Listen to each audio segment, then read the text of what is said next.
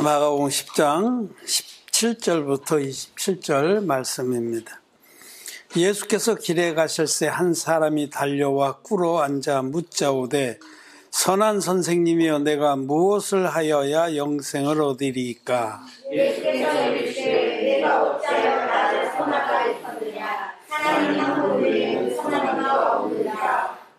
내가 계명을 안 하니 살인하지 말라, 간음하지 말라, 도적질하지 말라, 거짓 증거하지 말라, 속여 취하지 말라, 내 부모를 공경하라 하였느니라. 여쭤오는 선생님이여 이것은 내가 어려서부터 다 지켰나이다. 예수께서 그를 보시고 사랑하사 가라사대 내게 오히려 한 가지 부족한 것이 있으니 가서 내 있는 것을 다 팔아 가난한 자들을 주라. 그리하면 하늘에서 보화가 내게 있으리라. 그리고 와서 나를 조추라 하시니 그 사람은 죄물이 많은 고로 이 말씀을 인하여 슬픈 미세를 띠고 근심하며 가니라.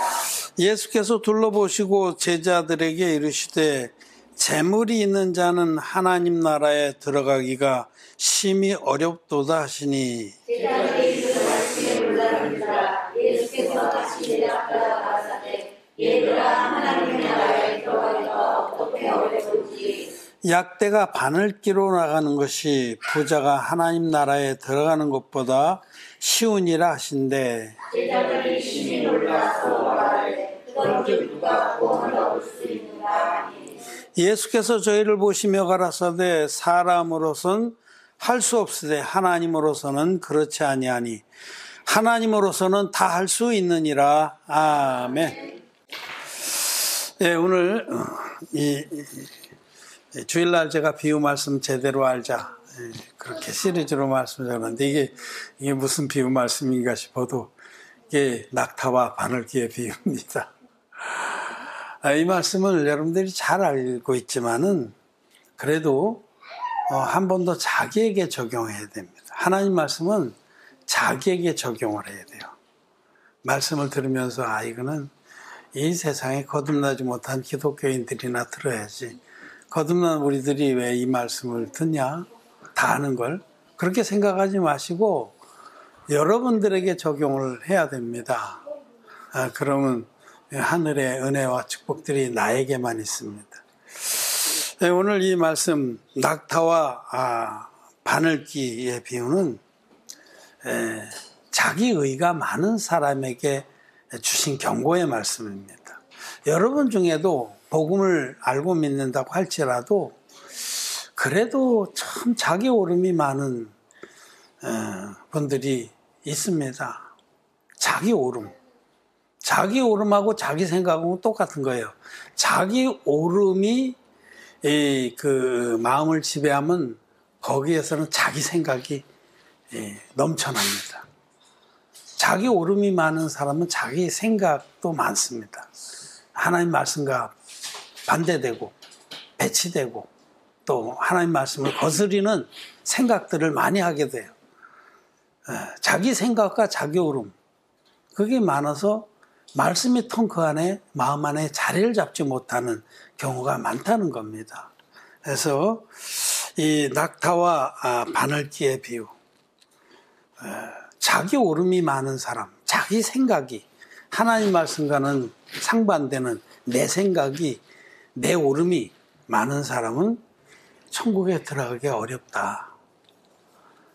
낙타가 바늘기로 들어가는 것보다 더 어렵다라고 말씀을 하시는 겁니다.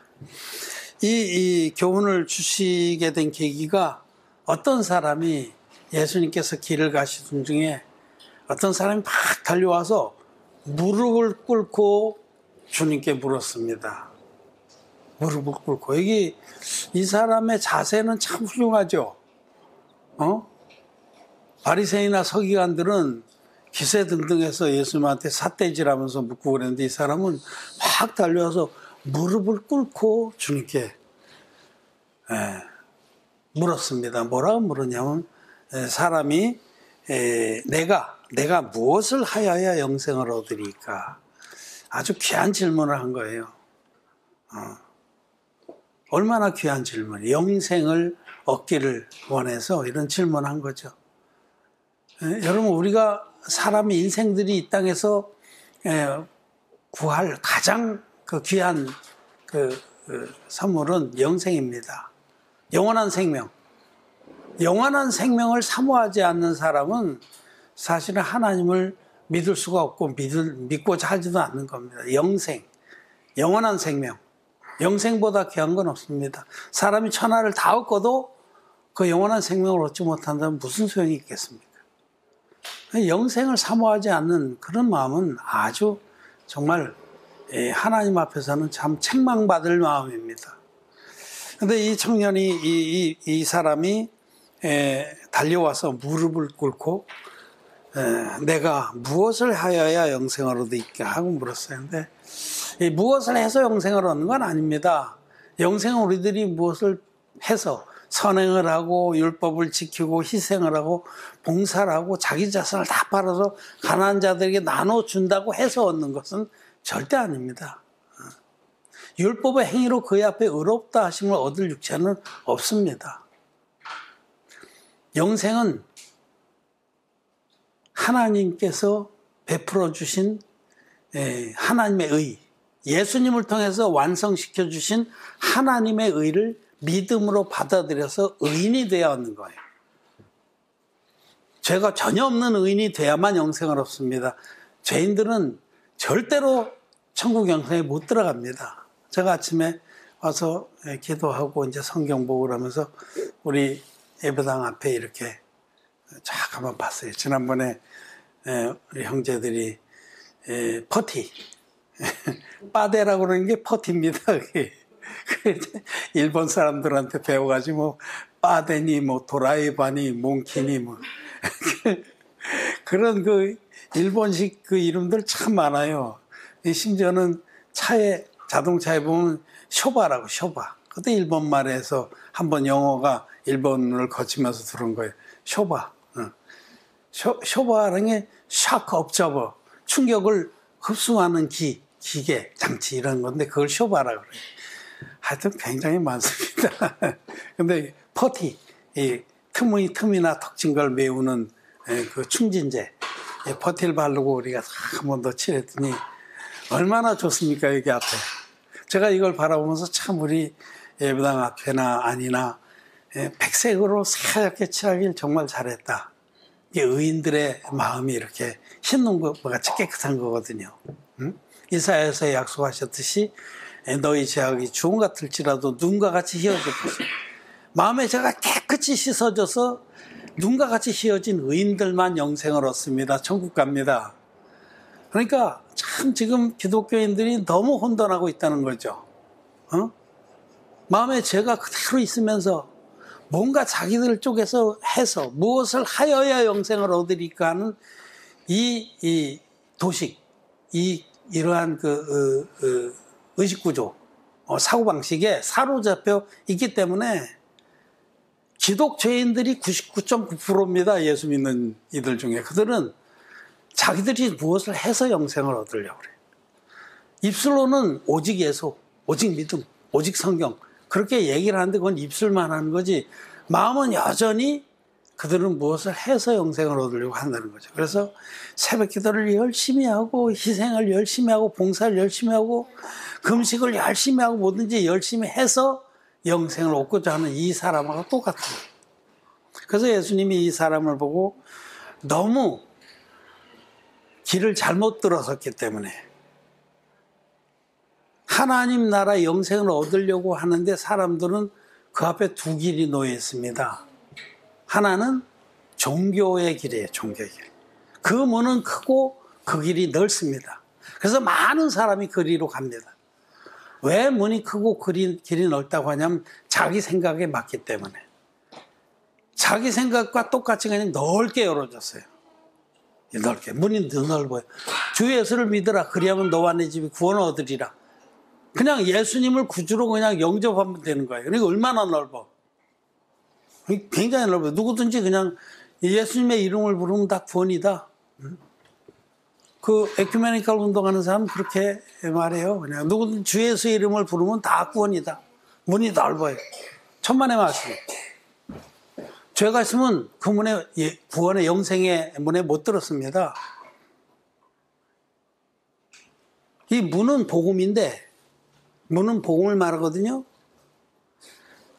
예수님의 십자가의 피만의 복음은 넓습니다. 넓어요. 예수님 십자가에 피를 맺는 사람 많아요. 그 복음, 반쪽짜리 복음, 온전한 복음이 아닌 그 복음 믿으면 죄가 마음에서 없어지질 않아요. 십자가의 피만을 믿어서는 절대로 죄에서 벗어날 수가 없습니다. 그래서 기독죄인들이 지금 기독교를 채우고 있는 거죠. 그런데 좁은 문은 성경 그대로의 문입니다. 말씀 그대로의 문입니다. 예수님은 물과 피로 임하셨다라고 주장하는, 가르치는, 믿는 그런 복음이에요. 그건 좁은 문이에요. 그 많은 사람들이 대부분의 절대 다수가 이 넓은 문으로 들어가면서 저 좁은 문으로 저 아주 극소수만이 들어가는데 사람들의 의식 구조는 어떻게 됐냐면 다수가 믿는 것이 옳다라고 되어 있는 거예요. 그게 생각이에요. 그 생각. 다수가 옳다. 그 민주주의의 편견이죠. 시장의 편견이라고 돼요. 시장의 편견. 다수가 믿는 게 옳다. 다수는 십자가의 피만 믿는데 왜 예수님의 세례와 십자가를 왜 같이 믿어야 되냐? 저건 이단이다. 그렇게 치부하는 거죠. 좁은 문이에요.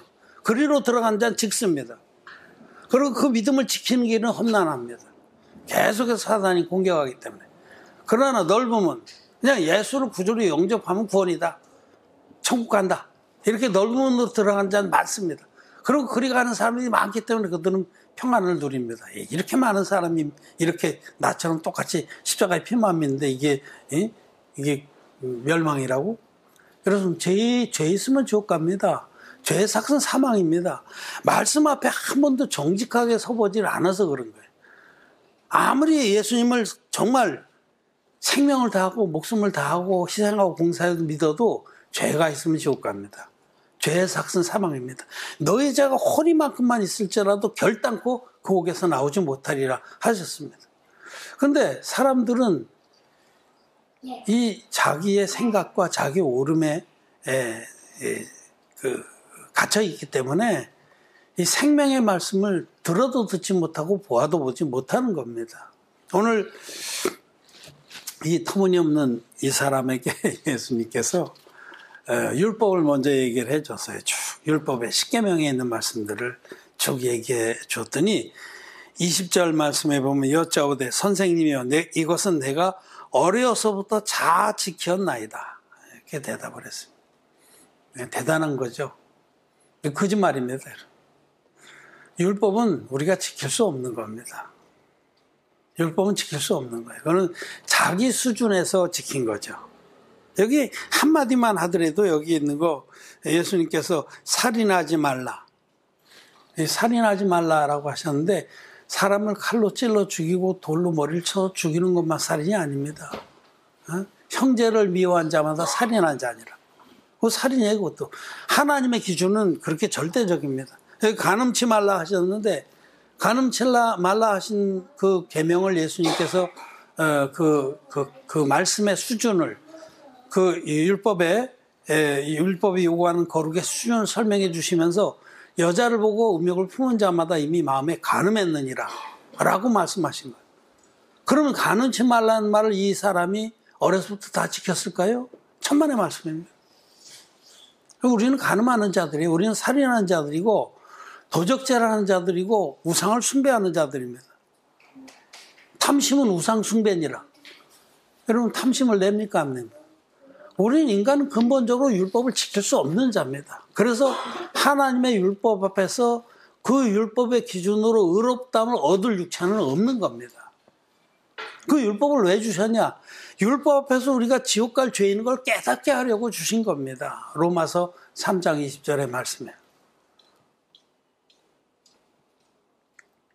그래서 그의 앞에 율법으로 인해서 의롭다함을 얻을 육체가 없나니 율법으로는 죄를 깨달음이니라.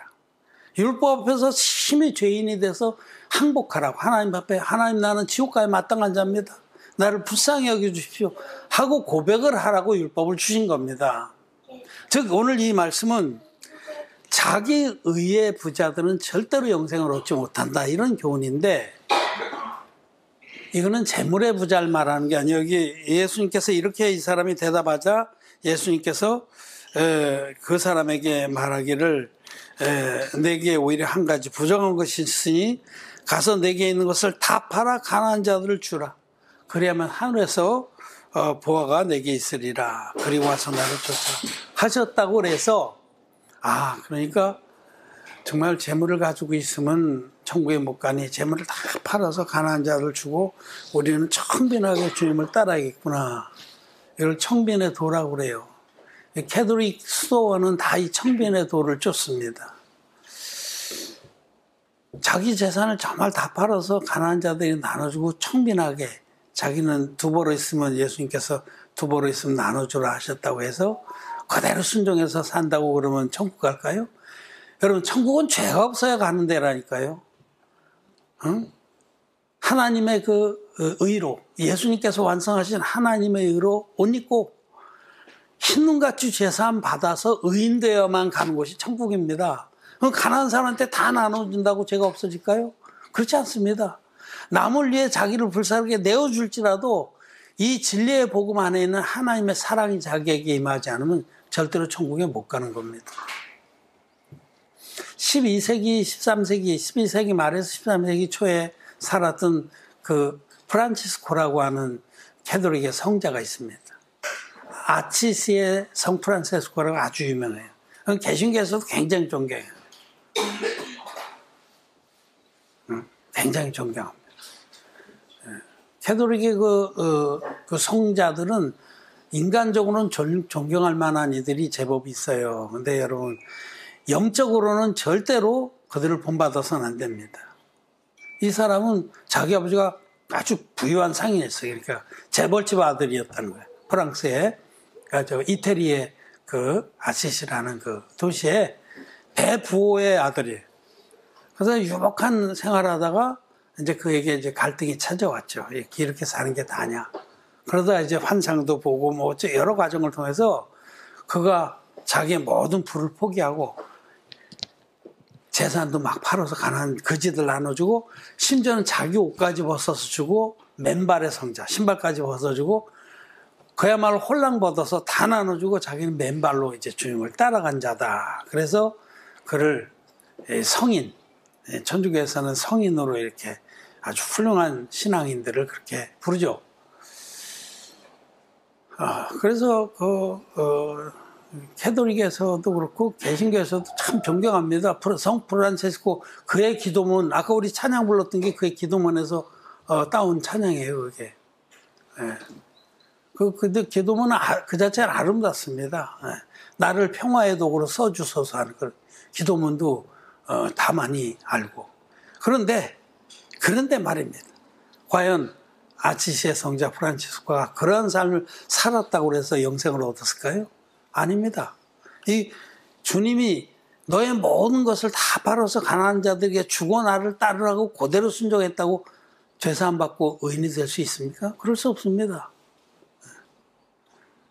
오히려 하나님께서는 지금 말씀하시는 것은 재물의 부자를 말하는 게 아니라는 겁니다. 그 아래 이제 주님이 제자들에게 이 말씀을 풀어주면서 이것이 재물의 부자가 아니라는 것을 말씀하시는 겁니다. 성경이 말씀하시는 부자는 자기 의의 부자를 말해요. 자기 의의 부자들은 절대로 천국의 영생을 얻지 못합니다. 이 사실을 분명히 아셔야 돼요. 여러분 욥을 한번 생각해 보세요. 욥. 성경에 등장하는 그런 그 인물들 중에 대표적인 의의 부자가 욥입니다. 성경에 그렇게 기록되어 있어요. 동방에서 그보다 의로운 자는 없다고. 구약에서 아주 대표적으로 의롭고 얼마나 의롭고 얼마나 하나님 앞에서 자기가 정말 혹시라도 허물이 드러날까 봐 심지어는 자기 자녀들이 잔치를 베풀고 오면 자기는 보지도 않았어 그 현장. 근데도 자식 수대로 다 번제를 드려서 그렇게 죄를 멀리하고 아주 거룩한 삶을 살고 정말 하나님 앞에서 경건의 그 훈련을 아주 반듯하게 한 사람이에요. 경건의 모양에 있어서. 전 세계적으로 인류 역사상 욥보다 의로운 자는 없다고 해도 과언이 아니에요. 그런데 여러분, 성경을 읽어보세요. 그 욥이 왜 그렇게 정말 감당할 수 없는 고난을 당하죠? 자식들이 하루에 그냥 10명의 자식, 아들 7, 딸 3인가 하루에 그냥 다 몰살 당하고 막 약탈자들이 와서 자기 가축들을 다 가져가고 재산을 다 잃어버리고 그 다음에 어떻게 돼요? 그래도 자기 의가 안 깨져서 하나님께서 몸을 치시잖아요. 응?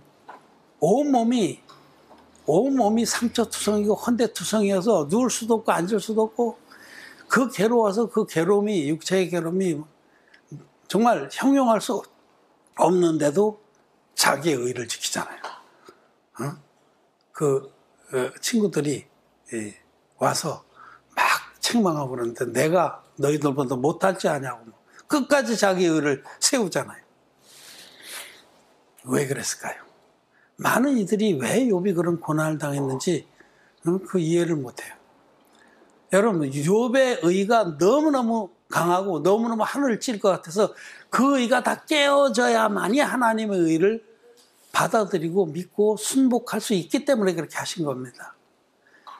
욥이 당한 그 고난은 욥이 자초한 겁니다. 자기가 하나님만 지나 의로웠어요. 그 욥기의 맨 끝에 읽어보면 욥이 마지막에는 하나님하고 맞짱을 뜰 정도로 자기 의를 막 토설해요. 그런데 하나님께서 드디어 그의 권능 가운데 나타나셔서 그 의를 깨신 거예요. 그러자 비로소 욥이 눈이 열려서 내가 정말 택도 없는 자인데 너무 내 의를 내세웠구나 하고 고백하고 엎드리는 겁니다. 고개 빳빳이 들고 있다 엎드려서 유구무원의 심령이 되는 겁니다. 내가 이제는 아무 할 말이 없습니다. 그렇게 돼서 비로소 죄사함을 받고 하나님의 의를 옷 입고 죄사함을 받아서 영생의 그 생명을 얻게 되는 거. 하나님께서는 그렇게 되고 나서야 모든 것을 다 회복해 주시는 겁니다. 욥을. 그 비밀이 욥기에 있는 거예요. 자기 의가 다 깨어지기 전에는 절대로 하나님의 의가 그 마음에 심겨줄 수가 없다라는 말씀입니다. 신약성경에서는 예수님께서 세례 요한의 의에 대해서 말씀해요. 신약성경 11장에서 여자의 몸에서 난 자 중에 세례 요한보다 큰 이가 일어남이 없도다. 그러니까 욥보다 더 센 거예요. 이제. 세례 요한의 의가 최고다. 또 세례 요한이 인류 전체의 대표자다 이런 말씀인데 근데 바로 뒤에 그러나 천국에서는 가장 적은 자라도 세례 요한보다 크니라 이렇게 말씀하셨어요. 인간의 의로는 세례 요한을 따라갈 자가 또 없다는 말씀이에요. 세례 요한은 어려서부터 나시린으로 살았습니다.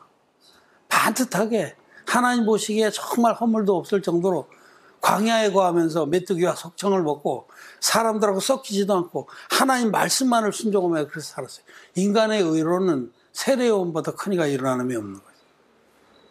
저는 이제 세례 요한은 그 측면 굉장히 인간이 보기에도 정말 의로운 사람이고 경건한 사람이었지만 무엇보다 하나님이 인류의 대표자로 세우신 거예요. 예수님에게 안수 형식으로 세례를 베풀어서 인류의 모든 죄를 이게 인류의 죄입니다. 단번에 예수님께 다 넘겨서 세상 죄를 지고 가는 하나님의 어린 양이 되게 하신 분, 그런 구원의 사역에 있어서의 조연, 하나님이 세우신 조연입니다. 주연은 예수님인데 예수님에게 우리 모두의 죄를 단번에 넘기시는 안수의 세례를 베푸신 분으로 세워주신 거죠, 세례요한. 근데 그 세례요한이 인간 중에서는 그 의가 따라갈 수가 없는 거예요. 그런데도 인간의 의로는 절대로 천국에 못 들어간다 그 말씀을 하신 거예요. 그러나 천국에서는 가장 적은 자라도 저보다 크니라. 인간의 의로는 절대로 아무리 정말 완벽한 의라고 하더라도 그 의는 하나님 보시기엔 더러운 의다. 그거는 천국에 들어갈 수 있는 의는 아니다. 사람의 의는 헌옷과 같습니다. 네, 이사야서 64장 말씀을 한번 보겠습니다. 이사야 64장 5절 6절 같이 읽겠습니다. 주께서 기쁘게 의를 행하는 자와 주의 길에서 주를 기억하는 자를 선대하거늘 우리가 범죄함으로 주께서 진노하였사오며 이 현상이 이미 오래 싸우니 우리가 어찌 구원을 얻을 수 있으리까?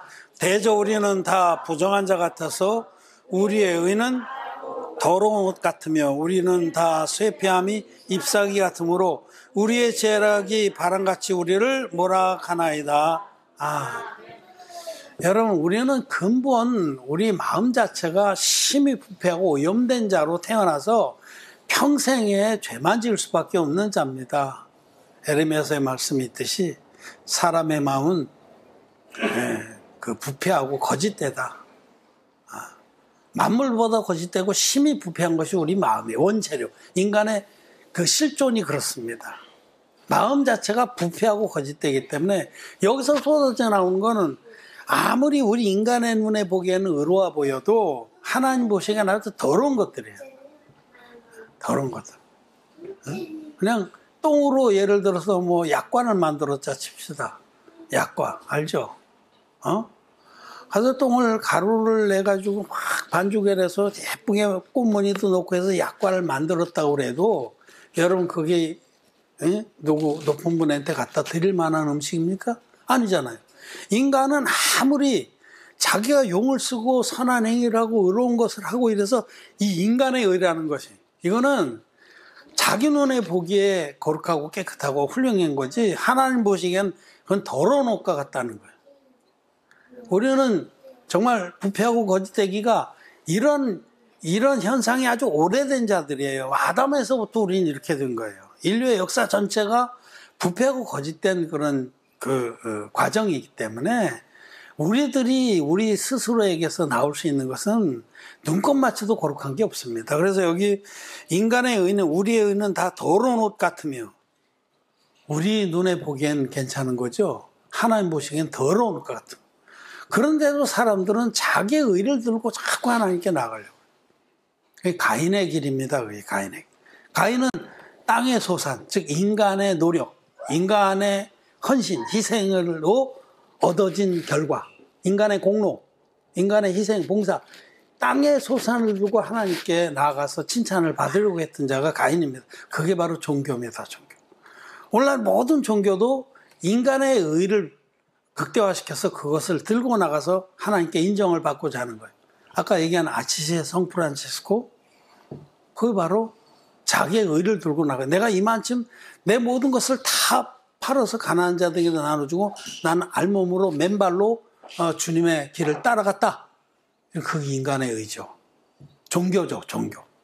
모든 종교는 자기의 의를, 인간의 의를 극대화시켜서 그것을 들고 가인처럼 땅의 소산을 들고 하나님께 나가는 겁니다. 가인의 길은 멸망의 길입니다. 오직 자기에겐 아무 의가 없는지를 말씀 앞에서 깨닫고 인정을 하고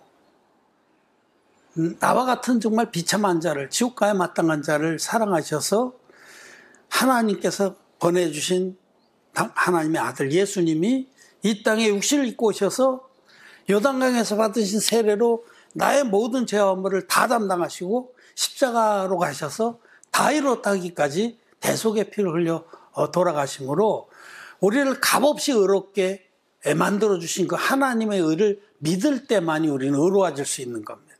그것이 바로 아벨의 제사. 아벨은 자기는 지옥가에 마땅한 자인 줄을 인정하고 양의 첫 새끼와 그 기름으로 제사를 드리고 하나님께 나갔습니다. 양의 첫 새끼가 예수님입니다. 예수님을 의지할 수밖에 없다. 그러지 않고 난 구원받을 수가 없다라고 고백하는 자. 자기의 의가 다 깨어져서 하나님의 의만을 의지하는 자라야 영생을 얻는 겁니다. 아침에 제가 이제 마가복음 이제 오늘 다 읽었습니다. 요새 이제 영문 성경으로 읽으니까 좀 더뎌요. 근데 다 읽는 마지막 부분은 예수님의 고난받고 부활하신 부분이죠.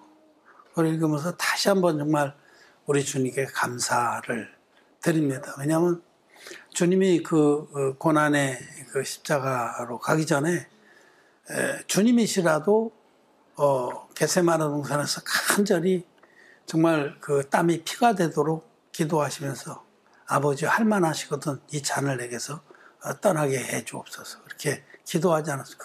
그 고난과 그 절망이 얼마나 심했는지 알 수 있는데, 예수님이 재판받고 이제 그럴 때 그 무리들이 예수님 얼굴에 침을 뱉고 뺨을 때리고 주먹으로도 때리고 머리에는 가시관을 찧어서 얹고 갈대로 때리고 능욕하고 그 앞에 무릎 꿇고 유대인의 왕이요.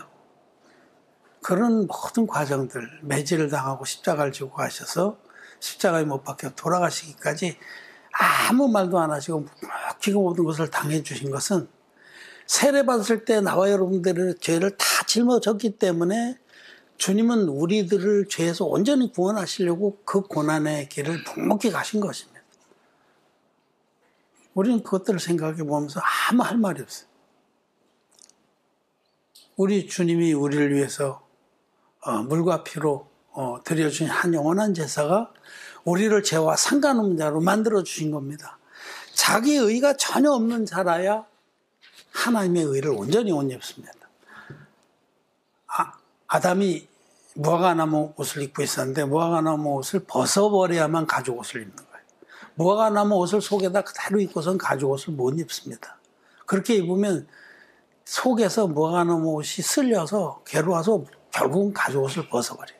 오늘날 대부분의 기독교인들은 무화과나무 옷을 이 자기 인간의 의를 그걸 자랑하고 그것을 입은 상태로 자꾸 이 하나님의 의의 옷을 입으려고 그러니까 문제가 있는 겁니다.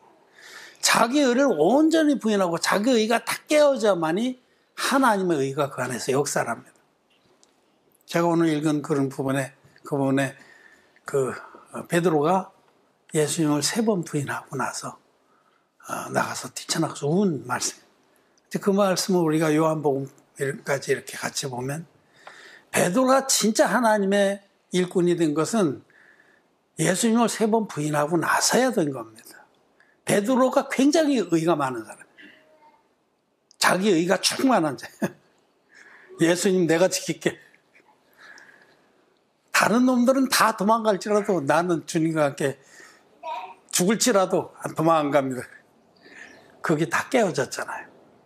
자기 의가 다 깨어지고 나서 심히 통곡을 하고 낙담을 해서 갈릴리 호수로 다시 돌아가서 정말 자기의 의가 다 무너지고 나서야 주님은 그를 다시 부르셔서 믿음의 수장으로 세우시는 겁니다. 여러분들 중에도 정말 그냥 이론이 아니라 마음 중심에서 자기의 오름이 다 깨어졌는 걸 한번 자기를 돌아봐요. 자기 생각이 많은 사람, 내 생각은 이렇고 저렇고 자기 의가 아직 시퍼렇게 살아있는 겁니다. 유구무원의 심령이 됐냐 이거죠. 자기 의의 부자들은 절대로 천국 영생에 못 들어갑니다. 자기 의가 다 거덜나서 정말 콩가루 같이 없어지고 바람에 다 날아가고 하나님 앞에 아무 할 말이 없는 자, 유구무원인 자, 그런 자라야 하나님의 의를 온전히 못 입고 오직 주님의 의만 자랑하는 주님의 일꾼이 되는 겁니다. 여러분 그렇게 잘났어요? 응? 자기가 잘나서 자기의 오름이 많아서 복음이 그 안에 역사를 못하는 거예요. 복음의 능력이 그 안에 역사를 못하는 겁니다. 오늘 이 부자가 천국에 들어가지 못하는 것은 재물의 부자가 아닙니다. 자기 의의 부자를 말합니다. 제자들도 이 말씀의 뜻을 잘 이해를 못해서 나중에 헛소리 하잖아요. 그런 중 누가 구원 얻으리까 하고 또 베드로는 우리는 다 버리고 주를 쫓았나이다. 번져서 잘못 짓고 있다는 뜻입니다. 예수님은 사람으로서는 할 수 없을 때 하나님께서 하시네요.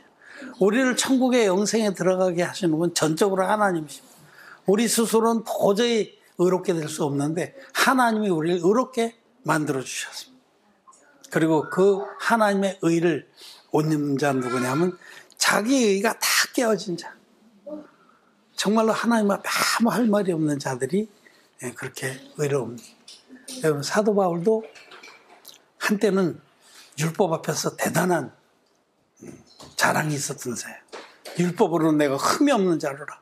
그렇게 자랑했던 그 사도 바울이 정말 율법의 그 기준이 수준이 얼마나 높고 절대적인지를 깨닫고 나서 다시 자기를 보니까 자기는 지옥 가야 마땅한 자라는 걸 깨달았어요. 그리고 로마서 7장에서 오라 나는 곤고한 사람이로다.